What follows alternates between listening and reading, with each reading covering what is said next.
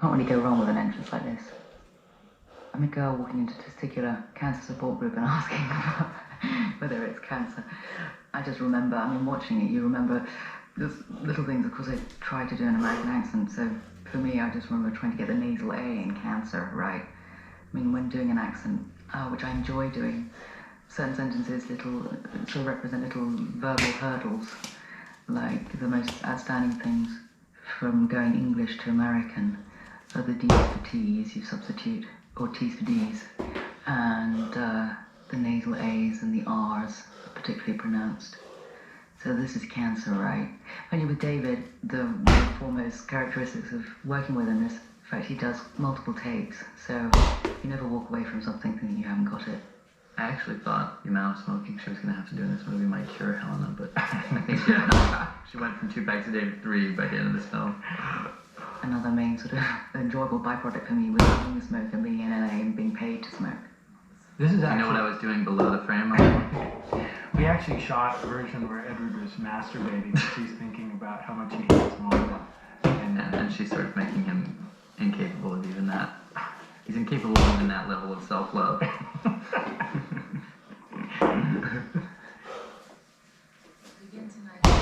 This is practically the only other woman in the film, Chloe, and the support group leader. I felt immense solidarity when they came on set. And in the book, it's Joni Mitchell's skeleton, not Meryl Streep's skeleton. Why did we change it from Joni Mitchell to Meryl Streep? She just didn't like Meryl Streep. She looked more like Meryl Streep. Yeah, I just didn't think she looked enough like Joni Mitchell. Oh, I mean, the answer. Yeah. Rachel Singer, by the way, is a wonderful, wonderful actress who came in, and there was a huge discrepancy in I think Art Linson was the first one. I just thought she was just too sad. It was too sad. It was too, it wasn't funny enough. They wanted somebody. Art wanted to see somebody funny deliver the lines that Chloe delivers, and well, we were pushing her for that too. Really? At that time. Really? And I just love her. Yeah, she did such a great job. Yeah. And she's just so. It just seems so tragic. I don't know why this shit pisses me off so much. These practices meant to distract, and instead of giving people false hope, that's what pisses me off. Then again, I don't have any better answers, so. Actually, that was right there. That was one of my favorite Andy Kevin Walker lines. Which? If I had a tumor, I'd name it Marla. Yeah. When we started rehearsing, the obvious question was whether we were going to visit support groups for Terminal, or generally, so, just any kind of support group, but for real. But we realized that it was wrong, only because it was ultimately it's satirical, and it's not a totally realistic portrayal of, and it doesn't mean to be, and it would have been sort of the wrong frame of reference. Everything about this film is just on a style realm. I love this little sight gag of her overflowing the coffee. It's just one of those. Did she do it? Yeah, watch. Never caught it. Never saw that. I was like, okay, the next time, make sure the coffee overflows. She's like, got it. That's how focused I was in the moment. But I never noticed that. You are good. Bethany's philosophy. Helena walks a fine line. She is tasty. Her role was a role that could have just actually read a little more redundant than mine and Edward's, a little more monotone. And she didn't get the credit she deserved here. She, little delicate turns and twists, really filled the thing, and she's phenomenal. Helena's got such big cheekbones, you have to wonder if it looks like her cheeks are touching in the middle of her mouth. One of the things I always hated about Helena's hair, and so these little strands always came into her eyes, and they were so distracting because you always want to look at her eyes. She had some amazing light. But it became this little tension thing because it was like they were always sort of dangling, and she blinks and they move. What's up? I love the couple in the back there. Yeah, a little overacting. Always. With matching skinheads. Yeah. I like her little Coke ring. Oh, they're good, aren't they? Look at them. A little flower ring for hiding your bindle. Actually, in the Fight Club catalog, that was one of the most hilarious ones. That was actually one of my favorite marketing tools. Was the Fight Club catalog. It was genius. I'm holding on to mine. One costume decision which was made very early on, principally because David said Michael Kaplan is a fantastic costume designer. as soon as she gets here, make her taller, because the guys are about 6 foot and I'm about, I'd say 5'3". I'm approaching a dwarf. So I wore these platforms, which I love because anything to help lengthen the leg. But was fast regretting it after doing about a marathon, walking up and down that street after about 36 takes. So most of the time, I must say, might be a bit disillusioning. A lot of the time I'm thinking about my feet.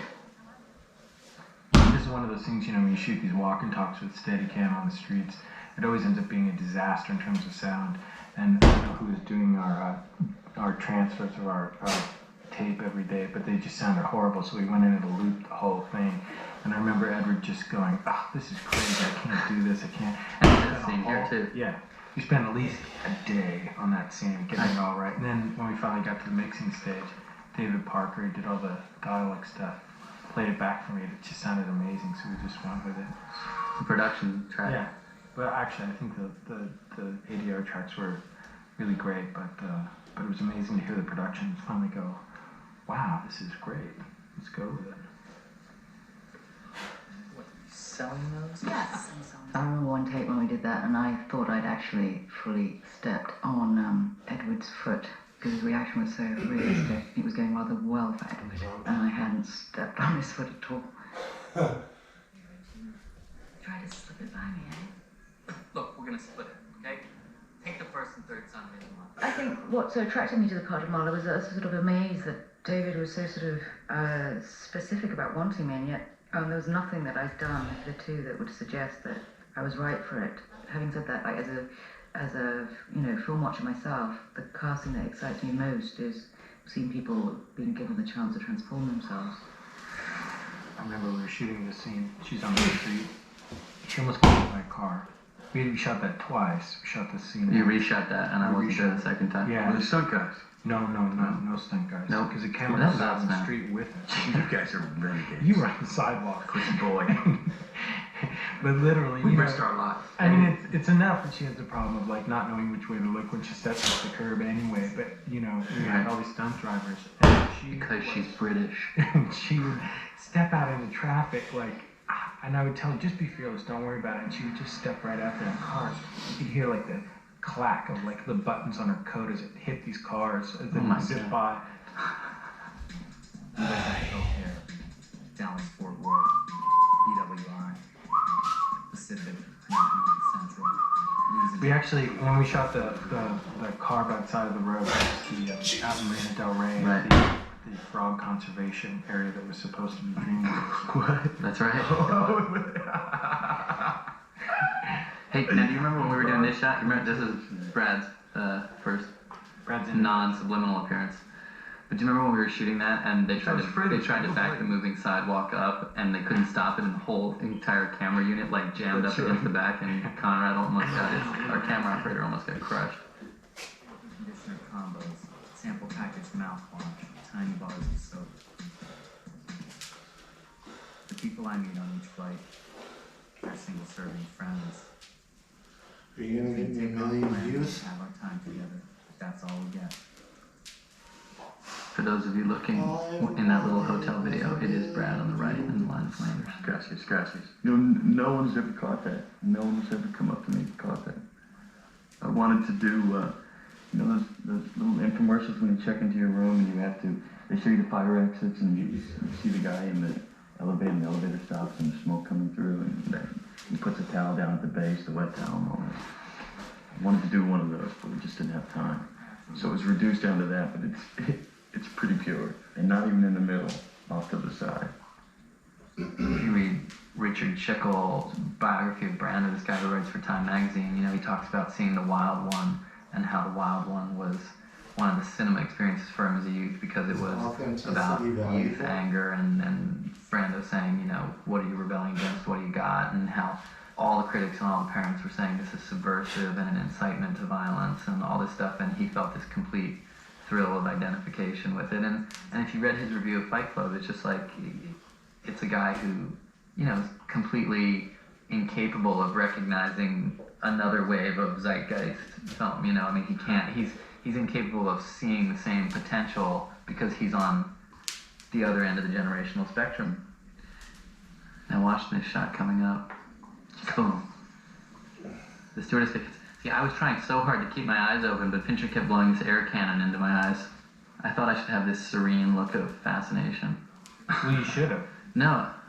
I thought I did pretty well, considering the 200 pounds per square inch that was blowing onto my naked eyeball. I would say that was pretty much your opus right there. Listen, if they can cut the cut your cornea and flap it up, you could sit through a shot like Sure. if you give them a Garp set drip. That's right. Watch some scenes? No, I'm not sure. I'm This is I love the way this scene was written. I just thought this. Yeah, Jim it's very Wolfe wrote this. It's so funny. Right here, I mean. This was done about 3 in the morning, 2 in the morning. It's one of those 18-hour days. Not to take credit away from Jim Mules, who did a great job adapting this, but this is very faithful to the book. Well, except this scene doesn't exist in the book. Oh, is this one of the ones that's not? This is completely fabricated. Oh, you're right. Because originally they meet on a nude beach. That's right. That's That's right. In the book, I mean, Brad fought hard to keep that. prehistoric sundial. Yeah, with the hand. Stonehenge That's right. sundial. In the book, Tyler's making a sundial out of Anything with nudity, I'm always full. his body on the beach.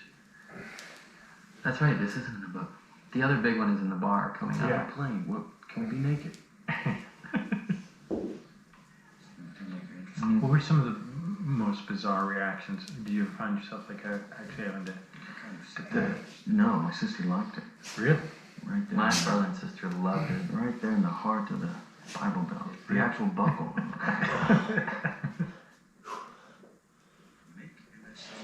I love how dainty the soap is. There's this guy wearing this weird Soul Train outfit. And then he's got Fred Siegel's packaging. Yeah. It is really interesting though, the lighting thing. I mean, you guys really wash the color out because, like the way. I mean, Brad's is black there, you know, and mine too. That's just underexposure. It's just interesting. Inadvertent. It's so dark. I mean, I like the film, but it's really dark. interesting scene. And not just in the psychic sense. Fincher used to toss around sort of the Buddhist thing of you have to kill your parents and then kill your God and then kill your teacher. And I think, Tyler helps Jack, reject the value system of his parents. And then at the end, he has to reject Tyler. If Tyler's his teacher, he has to sort of pull back and, Tyler helps him through the first steps toward enlightenment in a way, but by the end, he has to pull away from Tyler and to find himself as separate from Tyler. I think that's one way you can look at the whole thing. I mean, Tyler's seduction is a more liberating seduction. I mean, it's the seduction of liberating yourself from, the entombment in material possessions and all that's familiar and not working on an emotional level. Here's Bob. Ladies and gentlemen, Mr. Bob. No, ancient friend of Finch was. Interesting. Good best. And been about everything you've done, right? Designs a mean pair of sweatpants too. He sure does. He's one of those guys you just need a reward of morale, troop morale. He is. He's the morale. Now see, this was a scene that pretty much any time I saw it got a laugh. Only someone like Ken Turan couldn't laugh at a scene like this. Definitely have to use the indefinite article. A dildo, never your dildo. I don't own. He shut up, baby. Yeah, he's good. I love the scratching the back of the head. I'm not here to judge. We know you have a dildo, and I'm not here to judge. Now this was power, I gotta say. I found a little power surge ripping through LAX. It took Brad about 8 takes to be able to get that car into gear. You're out of your mind. You did it first one. You had to keep getting your head turned right. Tyler, on sort of a philosophic, political level, he definitely represents sort of, I think, a very Nietzschean impulse toward the idea of nihilism as a practical approach. I mean, it's a lot like sort of Nietzsche's Zarathustra. It's the idea that nothing can change in a positive way unless a lot of the old values are ripped down. What gets explored in this film is the idea that nihilism is a very sexy idea when you're young and feel frustrated, but that becoming mature means recognizing the practical limits and in some ways the hypocrisies that nihilism lends itself to. I have a funny story about the night we shot this coming up right here. Okay. Now in the lobby of this building, there was a fountain which was turned off, but the water was kind of basically at floor level, And right before this shot right here, I was sort of trying to get, appropriately in that mode right there, and I just turned with all those extras around and stepped right into the fountain, and I was up to my calves in the fountain. But Like, fortunately, literally- this shot didn't have my feet in it. Literally, So that's outtake material like that. literally like 5 or 6 people, the crew members, just stepped in that fountain over the whole. It was just They like, did? you would hear splash, splash, splash. And we would go, oh shit! And we're like, should we put up a sign? Later tell me that the pilot light. Edward's strength is he always knows where he wants to be within the context of the story.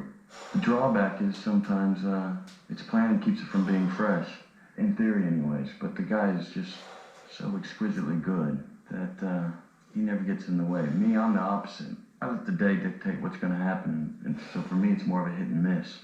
Drawback for me is when I'm missing, I'm really missing. I don't have that to fall back on. I always liked that her voice, we talked about that when we were writing the script about, or working on it, just about how her voice should trigger the explosion. Yeah. Hello. See, thematically speaking, That's good stuff. I always thought that at his moment of sort of desperation, he kind of has this impulse to call the woman